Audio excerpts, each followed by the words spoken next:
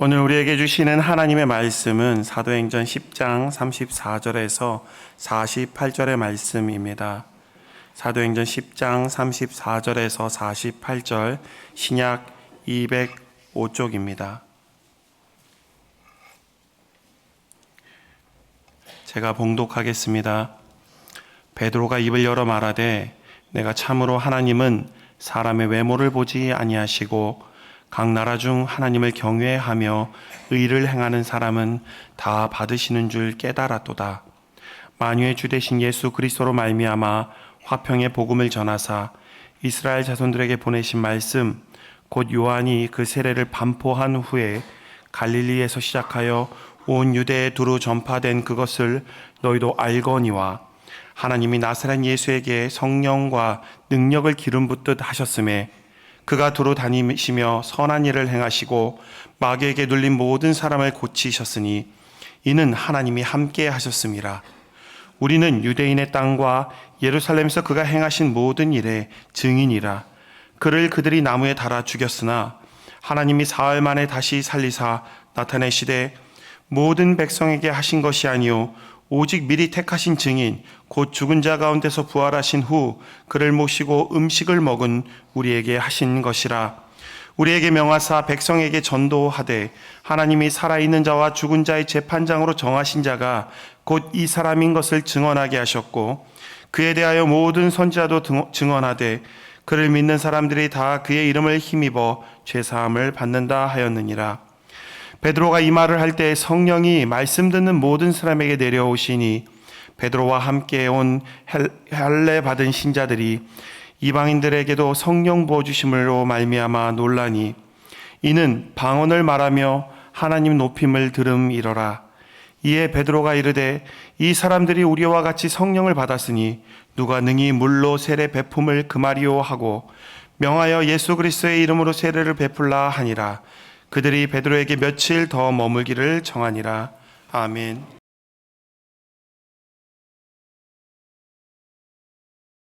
우리 하나님께서 우리의 목자가 되십니다. 여러분의 인생을 인도하시고 날마다 선한 길로 우리를 인도하신 줄 믿습니다.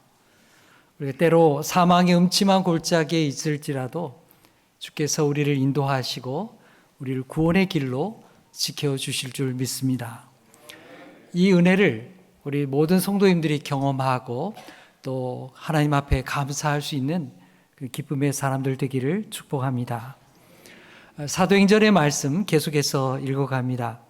지난 시간에 우리는 고넬료의 환상과 또 베드로의 환상을 각각 살펴보았습니다. 놀랍게도 이 두 환상은 서로 연결되게 하셨습니다. 하나님께서 이 두 사람을 환상을 통해서 그 뜻을 묻게 하시고 그리고 두 사람이 만나도록 인도하셨습니다.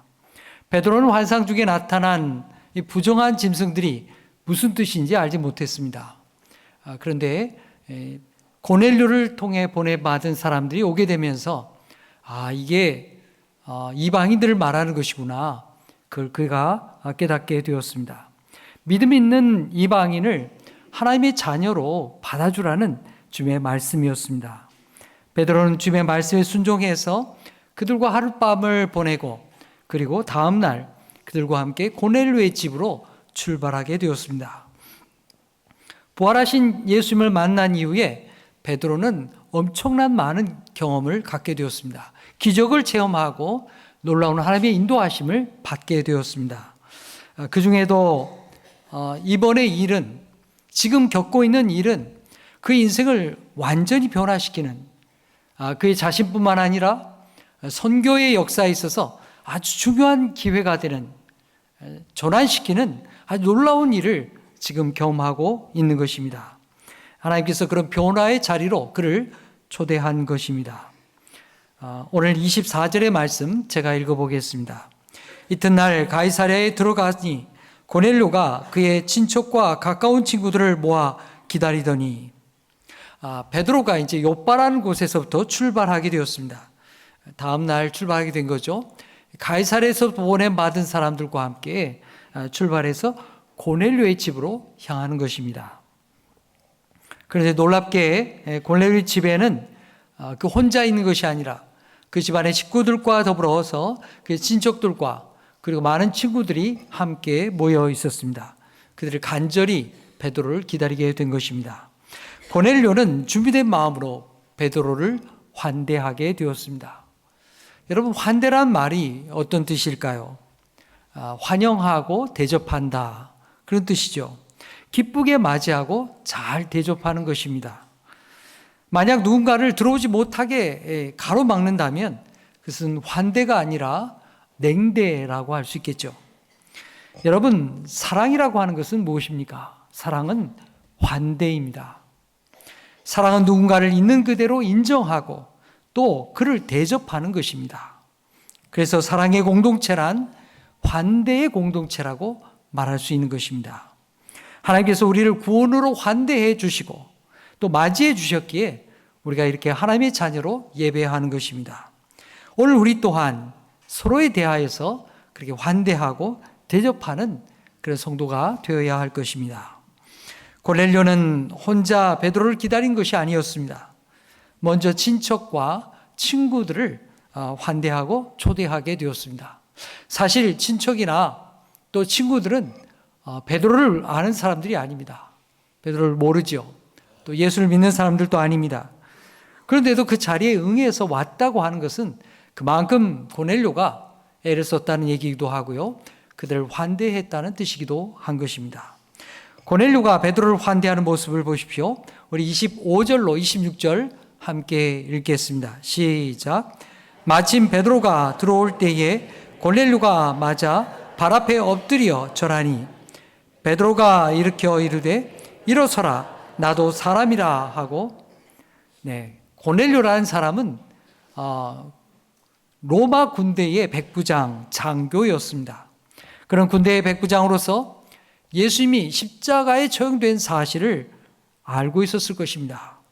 또 예수님이 부활하셨다고 하는 사람들이 예루살렘에 많이 모이게 되었다, 그런 소문도 알고 있습니다.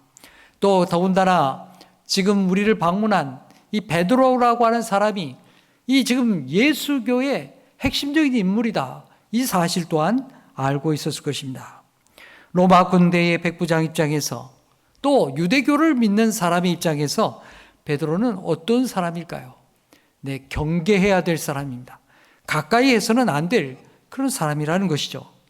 그러나 그럼에도 불구하고 고넬료는 하나님이 보여주신 환상을 받아들이고 또 하나님께서 이 베드로를 오게 한 것을 기다리면서 하나님이 예배하신 새로운 뜻이 있음을 기대하고 있는 것입니다. 믿음으로 받아들인 것이죠. 고넬료는 베드로가 도착할 때에 그가 온다는 소식을 듣고 문을 열고 달려나가서 그 앞에 엎드려, 그의 발 앞에 엎드려 절했다고 성경은 말하고 있습니다. 여러분, 지금 누가 더 힘 있는 사람입니까? 고넬료죠. 베드로는 갈릴리 어부 출신입니다. 아주 시골 사람이에요. 그에 반해서 고넬료는 지금 로마 군대의 백부장입니다. 장교예요. 사회적으로 보면 고넬료가 훨씬 힘 있는 사람입니다. 또 당시에 로마의 인사법을 따른다 해도 약수하면 되는 겁니다.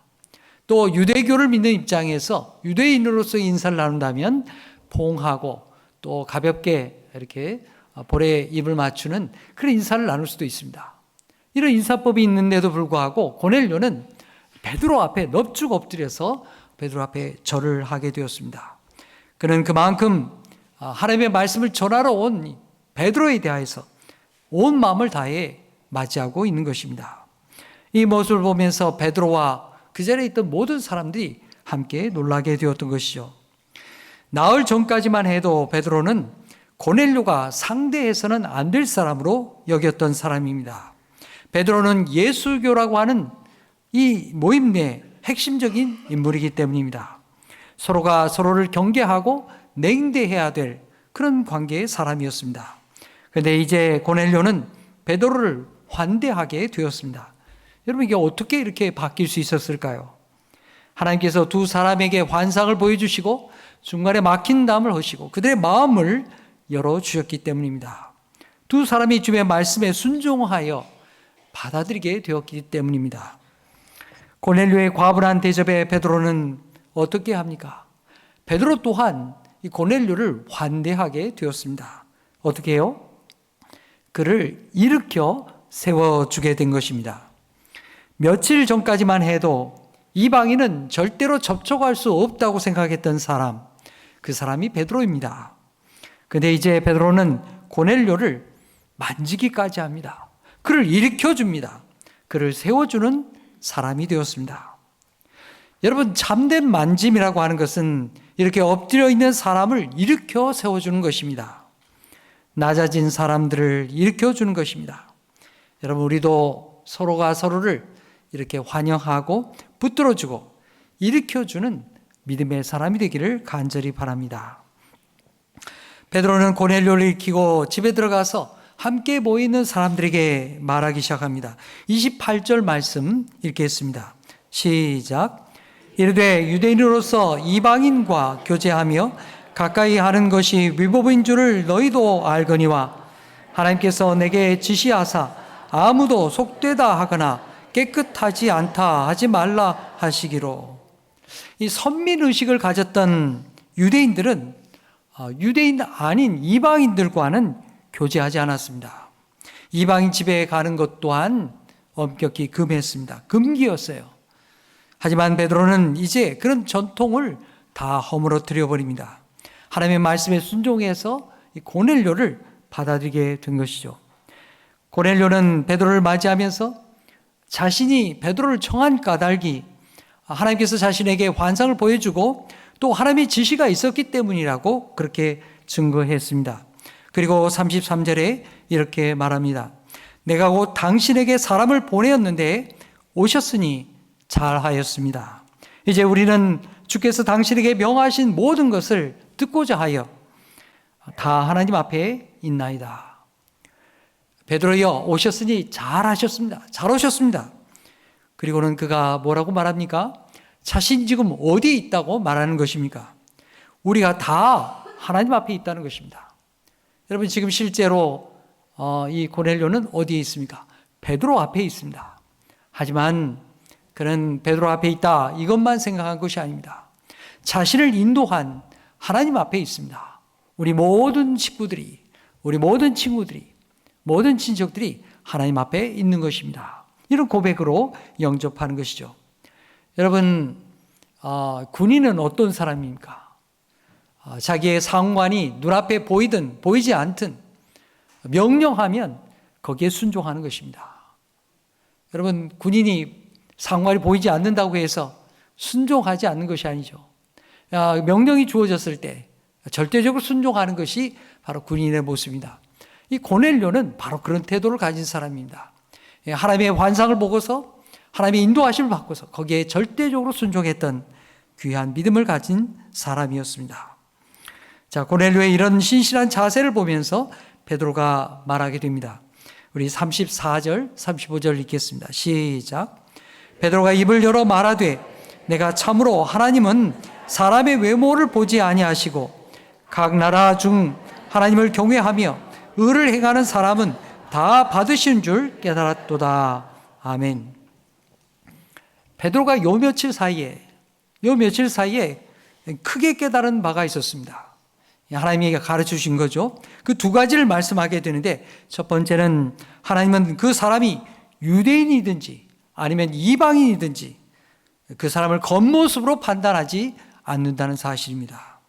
두 번째는 이스라엘만이 아니라 각 나라 중에서 하나님을 경외하고 의를 행하는 사람은 하나님이 다 받아주신다는 사실입니다. 이 두 가지 사실을 베드로가 깊이 깨닫게 된 것입니다.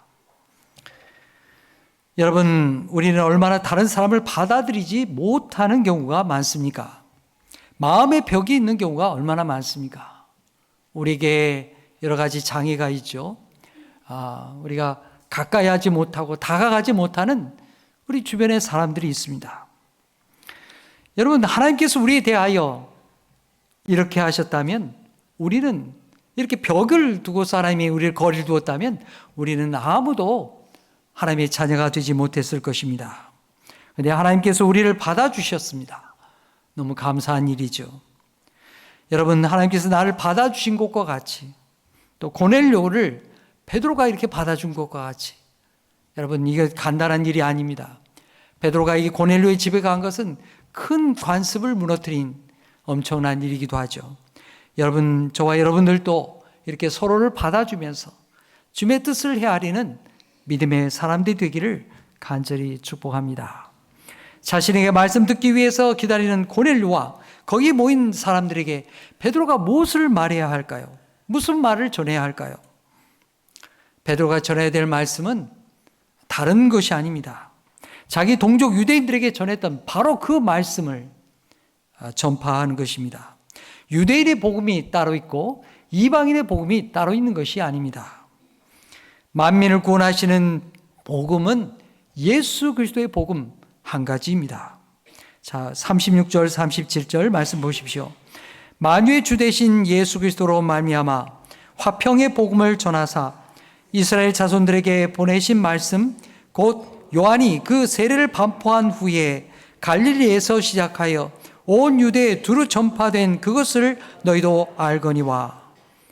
베드로는 예수님을 통하여 우리에게 주신 복음이 화평의 복음이다. 화평의 복음이라 이렇게 증거하고 있습니다. 여러분, 여기 화평이란 말은 바로 우리가 알고 있는 샬롬이라는 뜻입니다. 히브리 말로 하면 샬롬이요, 헬라 말로 하면 에이레네라고 하는 말입니다. 예수님 평화가 없는 이 세상에 하나님의 평화를 위해서 오신 분이 바로 예수님이라는 사실입니다. 여러분, 세상은 평화를 원하고 있죠. 또 평화를 말하고 있습니다. 하지만 세상 어디에도 참된 평화가 없습니다. 인간의 탐욕과 죄 때문에 세상에는 끊임없이 전쟁과 고통이 계속되고 있는 것입니다. 주님은 우리가 하나님께 나아갈 수 없는 바로 이 죄의 문제, 바로 그 문제를 해결해 주기 위해서 주님이 이 땅에 오신 것입니다. 예수님은 하나님과 우리 사이에 가로막혀 있는 이 죄의 담을 허시고 자신이 친히 화목제물로 이 땅에 오신 것입니다. 주님을 통하여 우리는 하나님의 생명을 얻고 하나님과 평화의 관계를 맺게 된 것입니다. 그래서 베드로가 고넬료에게 말하는 것입니다. 예수님의 복음은 바로 이 화평의 복음, 구원의 복음이라고 말입니다. 예수 그리스도의 복음은 그동안 서로 멀리 떨어져 있었던 바로 유대인과 이방인이 하나 되게 하는 그 마음의 벽을 허무는 평화의 복음인 것입니다. 유대인들이 이방인들을 멀리하고, 다시 말하면 베드로가 고넬료를 멀리했던 세월이 있었지만 이제는 예수 그리스도 안에서 한 형제 자매가 되는 화평의 복음을 우리 예수님께서 주셨다는 사실입니다. 베드로는 거기 모인 사람들에게 예수님의 공생에 대해서 간략하게 소개하게 됩니다. 예수님은 갈릴리에서 시작해서 온 유대를 두루다니면서 우리를 구원하시고 자유케 하시는 하나님 나라의 복음을 전파하셨다는 것이죠. 자, 우리 38절 말씀 함께 읽겠습니다. 시작. 하나님이 나사렛 예수에게 성령과 능력을 기름 붓듯 하셨음에 그가 두루 다니시며 선한 일을 행하시고 마귀에게 눌린 모든 사람을 고치셨으니 이는 하나님이 함께 하셨습니다. 아멘. 예수님께서 두루 다니면서 행한 선한 일이 과연 무엇입니까? 병자를 고치고 귀신을 쫓아내고 마귀에 눌린 고통당하는 사람들을 자유케 하셨습니다. 예수님의 말씀, 하나님의 말씀을 전파하셨습니다. 아무 소망 없이 사는 이들에게 참 소망을 주시고 하나님의 말씀으로 자유하게 하는 은혜의 복음을 전파하셨습니다. 빛이 없는 이 세상에 참 빛과 구원으로 오셨던 것입니다. 예수님이 그럴 수 있었던 것은 오늘 우리가 읽은 말씀과 같이 하나님이 그 아들 예수 그리스도에게 성령과 능력을 기름 붓듯 부어주셨기 때문입니다. 하나님의 구원을 이루시도록 성령으로 충만하게 하셨던 것입니다. 여러분, 고넬료는 로마의 백부장이죠. 로마의 장교입니다. 그가 예수를 믿는 데는 큰 장애물이 있습니다. 여러분, 일반 로마의 군인이, 장교가 예수님을 어떻게 생각할 것 같습니까? 어떤 사람으로 인식하겠습니까? 유대 땅에서 반란을 일으켰던 사람으로 로마의 사람들은 생각하는 것입니다. 자신들이 모시고 있는 빌라도 총독이 반역자로 지목해서 결국 십자가에 처형한 사람, 그 사람이 바로 예수라는 사람입니다. 로마의 군인도 유대교를 믿을 수 있습니다. 그건 자유입니다. 하지만 로마의 반역자인 십자가에 처형된 사람을 메시아로 믿는다. 이건 보통 일이 아닙니다. 보통은 있을 수 없는 일입니다. 고넬료 또한 위험 부담을 갖고 있는 것이죠. 하지만 고넬료는 이 베드로 앞에서 예수 그리스도의 말씀을 듣는 것입니다. 베드로는 예수에 대해서 아주 분명하게 말하게 됩니다. 자, 39절, 40절 제가 읽겠습니다. 우리는 유대인의 땅과 예루살렘에서 그가 행하신 모든 일의 증인이라. 그들이 나무에 달아 죽였으나 하나님이 사흘 만에 다시 살리사 나타내시되. 예수님이 어떻게 되었다는 것입니까? 로마 사람들이 어떻게 생각했습니까? 로마의 사람들은 예수님은 십자가에 못 박혀 죽은 처형받은 사람이다. 근데 예수님이 지금 어떻게 되었다고 베드로가 말하는 것입니까? 베드로는 아주 중요한 사실 두 가지를 이야기하게 됩니다. 하나는 유대인과 로마의 군대가 예수님의 십자가에 못 박아 죽였다는 분명한 사실을 얘기하죠. 그리고 더 중요한 또 하나의 사실을 얘기합니다. 그건 바로 하나님께서 죽은 예수를 다시금 죽음과 사망에서부터 살리셨다고 하는 사실입니다. 여러분, 이것이 복음의 핵심입니다. 예수님은 사망 권세를 이기고 부활하신 분이십니다. 베드로 자신이 부활하신 예수님을 만났노라고 분명하게 증언하고 있는 것입니다. 그동안 고넬료도 어렴풋이 이 예수의 부활에 대한 소문을 들었습니다. 하지만 지금은 부활하신 예수님을 만난 베드로를 통해서 아주 명확하게 예수의 부활을 듣는 것입니다. 만일 예수님이 부활하지 아니하셨다면, 십자가에 죽고 끝났다면 자신이 환상을 보는 일도 없을 것이고 베드로가 찾아올 일도 없었을 것입니다. 그런데 예수님이 부활하셨기 때문에, 또 주님이 환상 중에 말씀하셨기 때문에 주님을 믿게 되어진 것입니다. 베드로를 초청하여 이 놀라운 사실을 알게 된 것입니다. 여러분, 예수님은 요한복음 11장 25절로 26절에 이렇게 말씀하십니다. 나는 부활이요 생명이니 나를 믿는 자는 죽어도 살겠고 무릇 살아서 나를 믿는 자는 영원히 죽지 아니하리니 이것을 내가 믿느냐. 사랑하는 여러분, 우리가 이 분명한 부활의 신앙, 이 부활의 믿음을 가지고 하나님의 영광 돌리는 믿음의 사람이 되기를 간절히 축복합니다. 자, 이제 부활하신 예수 그리스도에게 하나님께서 무슨 권한을 부여하게 되십니까? 오늘 말씀에 베드로가 무엇을 이야기합니까? 자, 42절, 43절 읽겠습니다. 시작. 우리에게 명하사 백성에게 전도하되 하나님이 살아있는 자와 죽은 자의 재판장으로 정하신 자가 곧 이 사람인 것을 증언하게 하셨고 그에 대하여 모든 선지자도 증언하되 그를 믿는 사람들이 다 그의 이름을 힘입어 죄 사함을 받는다 하였느니라. 아멘. 베드로가 아주 중요한 내용을 증거하고 있습니다. 바로 하나님께서 예수 그리스도를 재판장으로 삼으셨다는 것입니다. 예수님께서 주님을 영접한 자와 그렇지 아니한 자, 심판받을 자를 분별하신다는 것입니다. 그렇다면 심판의 기준이 무엇이겠습니까? 바로 우리의 믿음입니다. 예수님을 믿는 자와 믿지 아니하는 자, 믿는 자에게는 그의 이름을 힘입어서 죄 사함의 은총을 우리에게 베풀어 주시는 것입니다.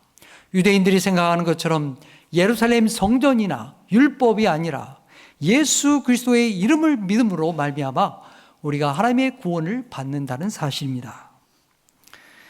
자, 이렇게 베드로가 예수 그리스도의 복음을 증거하게 되었을 때 이 고넬료와 그 자리에 있던 사람들은 어떤 마음으로 이 말씀을 들었을까요? 그들은 전적으로 예수의 복음을 받아들였습니다. 믿음으로 받아들인 것입니다. 예수님을 부활하신 구세주로 믿었다는 사실입니다.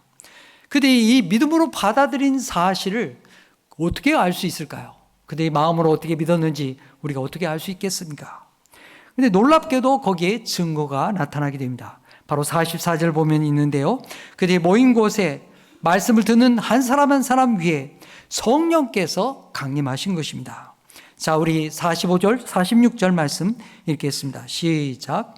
베드로와 함께 온 할례 받은 신자들이 이방인들에게도 성령 부어 주심으로 말미암아 놀라니 이는 방언을 말하며 하나님 높임을 들음이로라. 아멘. 45절 말씀 보면요, 베드로와 함께 고넬료의 집에 도착했던 6사람들이 있었습니다. 이 사람들은 유대인들을 가리키는데요, 이들에 대하여 뭐라고 얘기합니까? 할례 받은 신자들이다, 이렇게 이야기하고 있습니다. 그들은 오순절에 예루살렘의 성령의 강림 사건을 그들이 체험했던 사람들입니다. 그런데 그들 앞에 놀라운 일이 벌어지게 된 거죠. 할례 받지 않은 이방인들, 그들에게도 성령께서 강림하신 것입니다. 그동안 유대인들은 유대인들에게만 하나님이 성령의 강림을 주신다고 믿었습니다. 이방인들에게는 이런 은사가 나타나지 않는다, 이방인들은 예수 믿을 수 없다, 이렇게 생각한 것입니다. 그런데 놀랍게도 여기 할례 받은 신자들 앞에서 이방인들에게 성령께서 임하시는 놀라운 일들을 보여주신 것입니다.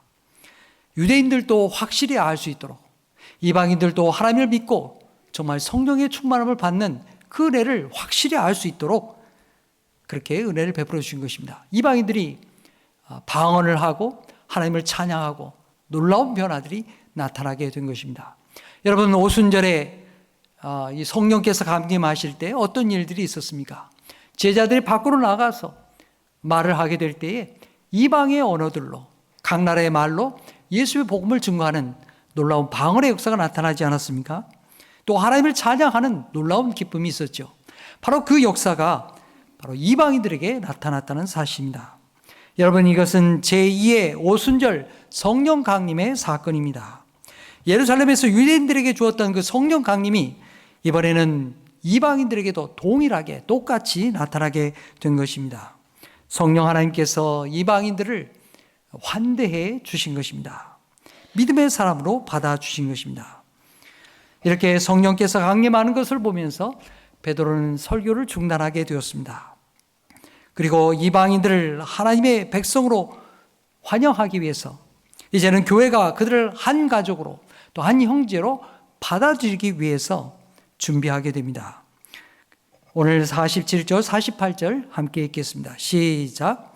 이에 베드로가 이르되 이 사람들이 우리와 같이 성령을 받았으니 누가 능히 물로 세례 베품을 금하리요 하고 명하여 예수 그리스도의 이름으로 세례를 베풀라 하니라. 그들이 베드로에게 며칠 더 머물기를 청하니라. 아멘. 이방인들에게 성령의 강림의 사건을 경험하면서 이 초대교회는 이방인들에게도 세례를 베풀고 공식적으로 교회의 일원으로, 성도의 한 사람으로 받아들이게 된 것입니다. 제2의 성령 강림을 통하여 우리 하나님께서는 모든 민족을 향하여 이 구원의 복음을 열어주신다는 새로운 사건을 맞이하게 된 것입니다. 이제 말씀을 맺겠습니다. 여러분, 오늘 말씀에서 무엇을 보셨습니까? 믿음과 환대의 선순환을 보게 되는 것이죠. 하나님이 주신 환상을 받아들이고 고넬료의 집에 찾아갔던 베드로의 환대가 있었습니다. 또 베드로를 환대하고 맞아준 고넬료가 있죠. 또 고넬료를 통하여 한자리에 모였던 친척과 친구들이 있습니다. 주님이 베드로를 통하여 주신 말씀을 그들은 온전히 영접하게 되었습니다. 이방인들이 예수를 믿는 것을 보면서 성령님 또한 그들을 환대하고 성령의 강림의 역사를 베풀어 주셨습니다. 사랑하는 성도 여러분, 우리 모두가 다 성령 받은 사람 아니겠습니까? 이제 여러분의 차례입니다. 하나님은 우리에게 서로 환대하고 사랑으로 맞이하라고 말씀하십니다. 베드로처럼 여러분이 환대할 사람은 과연 누구입니까? 예수의 환대를 가지고 다가가야 될 사람이 누구입니까? 여러분들도 교회 안에서 또 교회 바깥에서 예수의 이름으로 이렇게 환대하는 믿음의 사람이 되기를 축복합니다. 그리하여 주님의 평화가, 주님의 구원이 그 사람과 나 사이에, 그리고 우리와 세상 사이에 구원의 소식으로 다가오는 놀라운 믿음의 사람들이 되기를 간절히 축복합니다. 기도하겠습니다. 하나님 아버지, 우리에게 다가오셔서 우리를 받아주시니 감사합니다. 우리의 가진 것이나 외모를 보지 아니하시고 우리를 하나님의 자녀 삼아 주셨으니 감사합니다. 예수님의 십자가의 사랑과 아낌없는 환대가 없었다고 하면 우리가 어떻게 하나님 나라의 소망으로 살 수 있겠습니까? 이제 주님의 환대를 받고 구원받은 우리가 다른 사람을 환대하며 주님의 사랑과 평화를 전하는 믿음의 사람들이 되게 하여 주시옵소서. 우리 사회에는 사회적인 편견을 겪는 이들이 있습니다. 교회 안팎에 소외된 이웃들이 있습니다. 우리의 눈을 열어 그들을 보게 하여 주시고 그들에게 따뜻한 사랑을 나누며 예수의 구원을 증거하는 귀한 믿음의 전도자들이 다 되게 하여 주시옵소서. 예수의 이름으로 기도하옵나이다. 아멘.